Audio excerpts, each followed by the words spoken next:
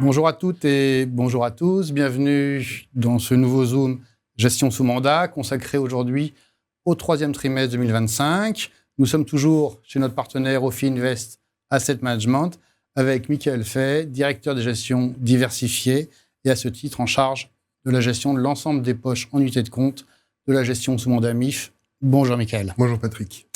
Alors Michael, le second trimestre s'était notamment conclu par le constat d'un plus haut historique pour les marchés américains. Du coup, dans quel contexte, quels ont été les éléments de ce troisième trimestre et de son déroulement? Pour répondre à la question, si on coupe un peu par zone, aux États-Unis, le coup de frein est marqué, en particulier au niveau de l'emploi. La consommation faiblit, les entreprises ralentissent leur investissement et les tensions commerciales restent fortes, même si on s'éloigne de plus en plus en fait du Liberation Day. Face à cela, la Fed, donc la Banque fédérale américaine, a enfin changé de cap. Donc, elle a fait sa première baisse de taux depuis 9 mois, donc de 0,25% en septembre. C'était un geste attendu, mais il est symbolique. Et il marque le début, en fait, d'un cycle plus accommodant qu'il n'était par le passé. Résultat, les marchés ont respiré, surtout la tech américaine, et qui continue de tirer les indices, en fait, vers le haut. En Europe, c'est un peu une autre histoire. La croissance est plus molle, mais elle tient.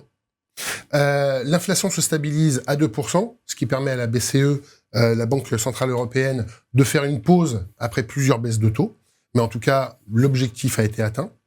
Et la France inquiète, en particulier dans le contexte politique, d'une part, et dans le contexte budgétaire, puisque la dégradation en fait de la note de la France est quand même un signe de tensions bien réelles. À tout cela s'ajoutent des tensions géopolitiques, même si on espère que dans les mois à venir, en fait, il y ait quand même des sources d'amélioration. On a l'Ukraine, le Moyen-Orient et un protectionnisme américain qui est toujours présent.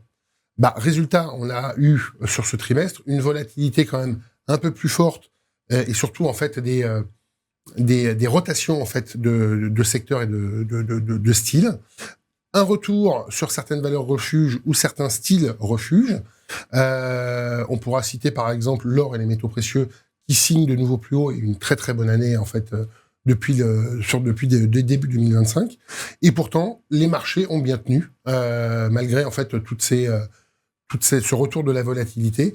Les actions montent, les taux longs se détendent et les primes de risque restent étonnamment basses.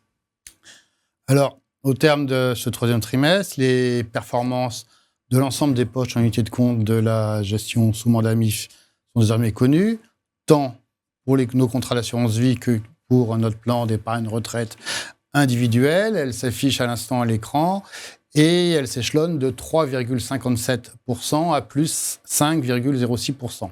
Oui. Du coup, est-ce qu'on peut désormais évoquer votre stratégie d'allocation sur la période pour parvenir à ces résultats? Oui.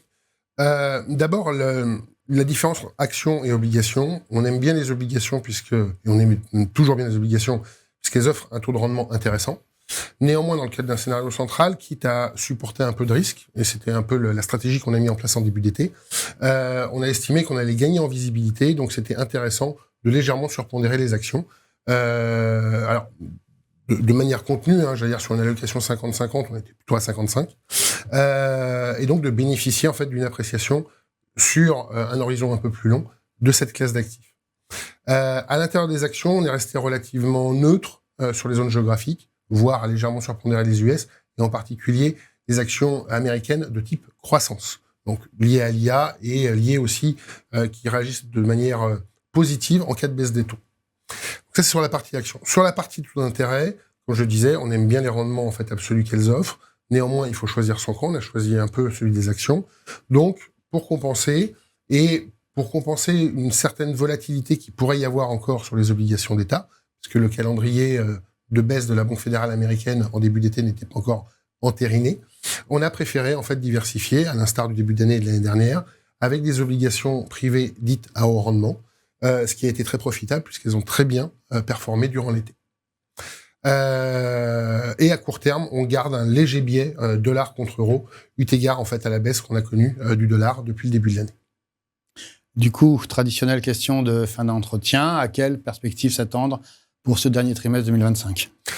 Alors, côté américain, la Fed devrait poursuivre en fait ses baisses de taux, à peu près de 1% d'ici la fin d'année 2026, ce qui devrait soutenir l'économie si jamais en fait le ralentissement devait en fait se faire sentir.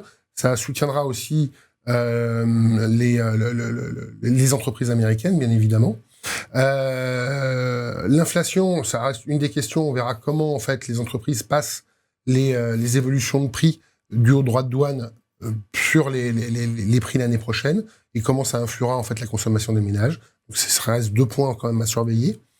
Côté européen, la croissance se maintient et devrait progresser l'année prochaine.